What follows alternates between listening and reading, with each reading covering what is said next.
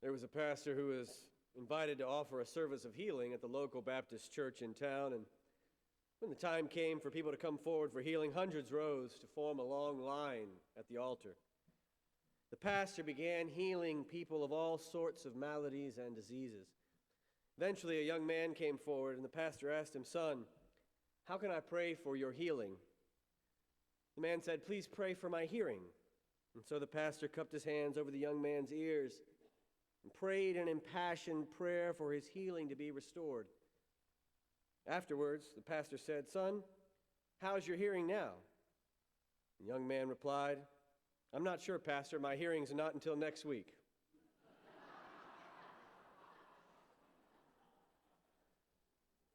That's for some of you lawyers out there who like that joke, I hope.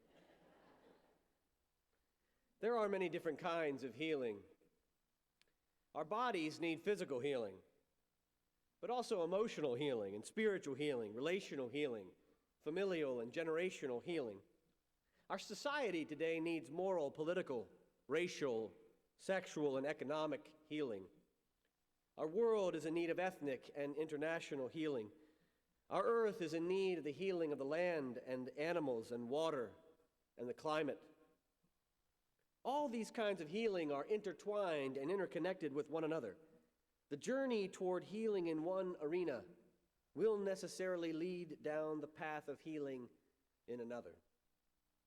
We rarely discuss all the kinds of healing in society today because at some point we surrendered our understanding of healing to science and allowed it to be defined solely in materialistic terms. In his book, Being Mortal, Atul Gawande shows how it happened as the result of a transformation in medicine. Originally, he said, medicine was just another tool you could try, no more effective than a healing ritual or home remedy. But as medicine became more powerful, the modern hospital brought a new idea. Here was a place you could go and say, "Cure me." And Gawande confesses, since then we've been wrong about what our job is in medicine. We think our job, he says, is to ensure health and survival. But it is really to enable well-being. And well-being is about the reasons that we wish to be alive, which matters not just at the end of life, but all along the way.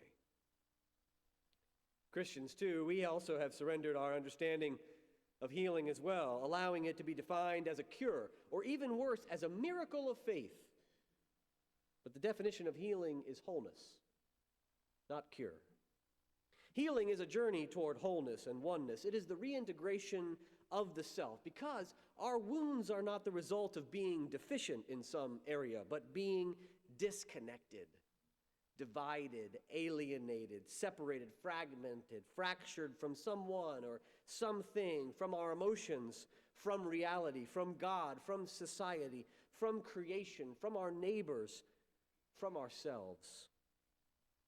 One of the primary reasons why we are so divided as a nation is because we are a nation of people who are divided from ourselves. Healing is the integration of our whole existence. As Dr. Mark Epstein writes, healing is a process, not a magical event. Nothing is added to our body or mind. Nothing is taken out. Healing involves a greater experience of wholeness and reconnection with all aspects of our being. Jesus, you know, was a healer who attended to all kinds of woundedness. He never separated the spiritual from the physical, or the personal and the social, or the religious and the political. He walked through the world offering opportunities for people to reintegrate their lives and reconnect with God, with one another, with the community, with themselves, to find true healing and wholeness. But Jesus did not go around indiscriminately throwing out healing willy-nilly like a Benny Hinn rally.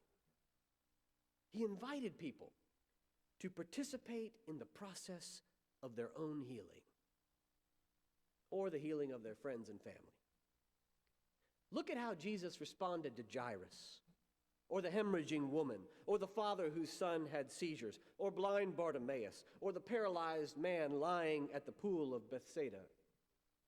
I find it liberating and a little disconcerting that there's not a single instance when Jesus encountered a person in need of healing and simply said, "Just pray and God will heal you." In every story, there is some kind of action that was required by the person in need of healing, or at least by an advocate acting on their behalf. No one ever found healing by sitting around passively doing nothing or just praying. They always act to initiate the process, and then Jesus responds, and never simply with magic or miracle, but questions and directions, commands for further action that the wounded must take to complete the process of their own healing. Get in the pool, he says. Stand up. Take your mat. Go walk. Go to the priest. Make an offering of gratitude. Testify to others about what took place in your life. A man covered with leprosy saw Jesus, took the initiative, bowed his face to the ground out of shame over his disfigured appearance, and begged Jesus confidently, "Lord, if you choose, you can make me clean." Now, certainly this bold request was a desire for physical relief from the suffering of a painful skin disease, but the petition to be made clean is more than hope for a physical cure. It's also the longing to break free from the oppressive culture of honor and shame, to be delivered from that caste system that designated certain kinds of people clean or unclean, to be reconnected to the community. The healing he wanted was not just a cure, but wholeness, the reintegration of his soul and his body, reconciliation with other people, the unification of his humanity with the rest of the world. So Jesus risked becoming unclean and contracting leprosy by reaching out his hand, touching the man and saying, "I do choose. Be made clean." And then after healing his body, Jesus sent him to the priest to complete the process, to make an offering so his whole self could be restored. The consumer-driven culture that we lived in today has seduced us into imagining that something outside of us is the thing that's going to provide for our healing, whether it's God or medicine, a doctor, a therapist, a minister. Our biggest impediment to healing is not just that we think we have no wounds, but that we think our wounds are going to heal themselves automatically. Or even worse, that our wounds and our healing are somebody else's problem. Its denial causes us to ignore our wounds in a misguided hope that they will simply go away. But we must be active participants in our own healing. Our bodies have a powerful innate capacity to heal themselves if we are willing to take time, but it's up to us to make the first step on the journey toward wholeness. When I was in the midst of a painful and difficult divorce, all my coworkers and friends kept telling me that I needed to go to counseling. And I kept saying, yeah, I know, I love counseling, and I know I'll need to go at some point. Finally, one day, my associate minister, Lauren, looked at me and said, "Ben, you keep saying that, but when are you actually going to go? The time is right now." She said, "Do you realize that we've been sitting in the car together talking about your divorce for 2 hours? We're happy to talk to you about it, but we also have work to do. Could you go today?" A humbling moment in the life of a pastor. Our wounds are first and foremost ours to bear. We must care about our wounds more than anyone else and commit to healing ourselves if we want to heal the world. Jesus is the model of what it looks like, right? To take responsibility for our own healing. After his encounter with the man suffering with leprosy, word started to spread about Jesus. People came from all over to hear him and to be healed of their diseases. As always, you know, those with special gifts and powers acquire great fame and notoriety, and then they garner suspicion from those in power. Popularity has never been without its dangers. But what did Jesus do in the midst of his meteoric rise in stardom? As soon as his name began to ring out across Judea, he withdrew, it says, to the deserted places to pray. This wasn't a one-time thing. The Greek is quite clear. From time to time, it says, he withdrew to the deserted places. This was a regular practice he had cultivated. It was his rule of life to go away, to find time. Jesus, remember, was a human being. Like all of us, he got tired. He needed rest. He had his own wounds, which is why he took time for silence and solitude. The author never tells us what Jesus prayed for because prayer isn't really about asking for things. It's not about the content. It's about connecting with the source of our existence, reconnecting with ourselves. And even when people were coming from all over Judea and crowds of sick people were suffering and in need of healing, Jesus did not neglect his interior life. He did not simply work to find time to squeeze some prayer into the midst of a busy life. He made time for solitude and silence as his way of life. He attended to his own wounds and walked the journey into the deserted places to find his own healing, to reconnect with God, to reunite with himself, and to find the wholeness that he would need to carry on the work of healing in the world. Buddhist monk Thich Nhat Hanh, who is nearing death and is widely hailed as the most influential spiritual leader of our age, once said, "In our life we will have small sufferings, that is unavoidable. And as time goes by, those sufferings may become blockages. We need to recognize this suffering in us," he said. He said there's no way to healing. Healing is the only way. It is the way. Healing is possible with every step and every breath, he said. But in order to heal, we have to stop. If we don't stop, there is no hope for healing. We must stop whatever we are doing that is bringing us sickness or suffering or anger or despair. And the moment that we decide to stop, we will feel very light. And if we stop, healing will begin to take place right away. He goes on to say, meditation helps us stop and embrace our worries and angers so our natural capacity of healing can begin to do its work. So stop and heal, he says. Take time to practice your own transformation and healing. And then after that, you can help with the transformation and healing of other people. Jesus stopped for his own healing.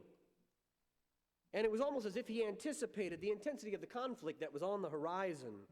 When the Pharisees and the teachers of the law caught wind of Jesus, they sent emissaries from Galilee and Judea and Jerusalem in an organized effort to investigate his teaching and ministry. They were watching him as some men carried a person on a bed, but finding no way to get to Jesus because of the crowds, went up on a roof and let him down through the tiles.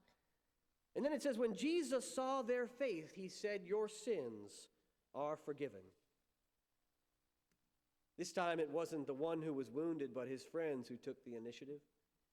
And Luke tells us that when Jesus saw their faith, not the faith of the one on the mat, but the faith of the friends, he offered forgiveness. Faith in this story is not about belief. It is acting on behalf of someone who is sick and wounded, vulnerable, or in need of healing. Carrying our friends to healing, that is the definition of faith. Great is your faith, Jesus said, because faith is climbing on rooftops, digging through tiles, dismantling ceilings, breaking down walls, doing whatever it takes to save people who are hurting. Faith is active engagement to heal and to rescue and to embrace the marginalized and oppressed. Jesus took responsibility for his own healing, yes, and then he called us to walk with him out on a journey of healing. It is dangerous and challenging work because it requires touching people we're not supposed to touch, healing people we're not supposed to heal, carrying people we're not supposed to carry, forgiving people we're not supposed to forgive. The Pharisees and teachers of the law, they were furious. They said, "Who does this guy think he is? No one can forgive sins but God alone. That's blasphemy." They began the undermining of Jesus' ministry, a process that would lead them to Jerusalem and to the cross. You'll remember that blasphemy was one of the charges leveled at Jesus' trial.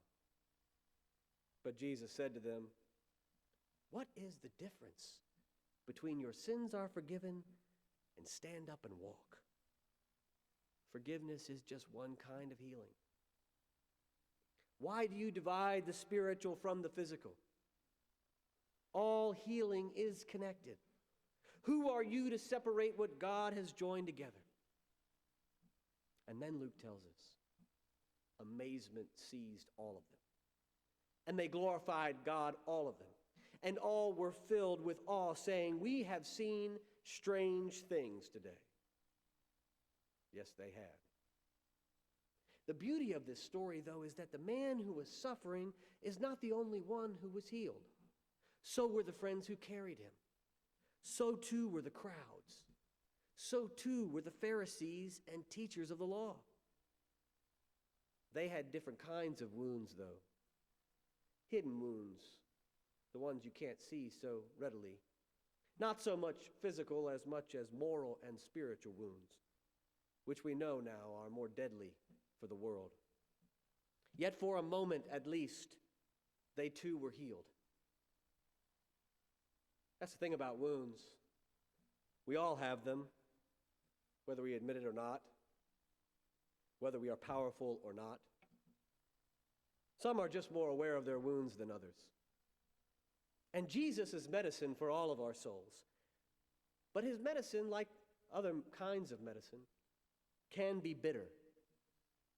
Depending upon what our wound is, Jesus' medicine can either be sweet and smooth or hard to swallow. Our wound determines what and how the medicine tastes. It will come as a relief to those who know they're sick. But to those who think they're well, it'll probably leave a bad taste in their mouths. Healing is like that. It comes from the most unlikely places. Sometimes the very thing that afflicts us will be our liberation. Like Jesus, we are all God's medicine for each other. Sent out from a community of healing into a world that is in need of healing. But we must always remember that we are, in fact, people in need of healing, no matter who we are. As Henry Nouwen taught us, we are no help to the world unless we understand ourselves as wounded healers. And we are no help to the world if we think we have something to offer the world that we don't need ourselves. Artist Lilla Watson once said, "If you have come here to help me, you are wasting your time. But if you have come here because your healing and liberation are bound up with mine, then let's do some work together." There's no greater honor or privilege than to walk together on a journey of mutual healing. There's no greater gift than to reach out the hand to touch someone, to relieve the burden of those who are suffering, to hold fast with them in hope for wholeness. But we cannot lead anyone to the desert of healing if we have never been there ourselves. So let us stop and heal. Stop whatever is bringing us sickness or sadness or anger or despair, and embark on a sacred journey into the deserted places of our souls to put back together the pieces of ourselves that have been disconnected and fragmented from one another. Let us forgive each other's sins like Jesus did, and engage in the work of wholeness that will lead to the healing of the world. And let us start by proclaiming to ourselves and then to God and our neighbors, "I do choose to be made clean." Amen.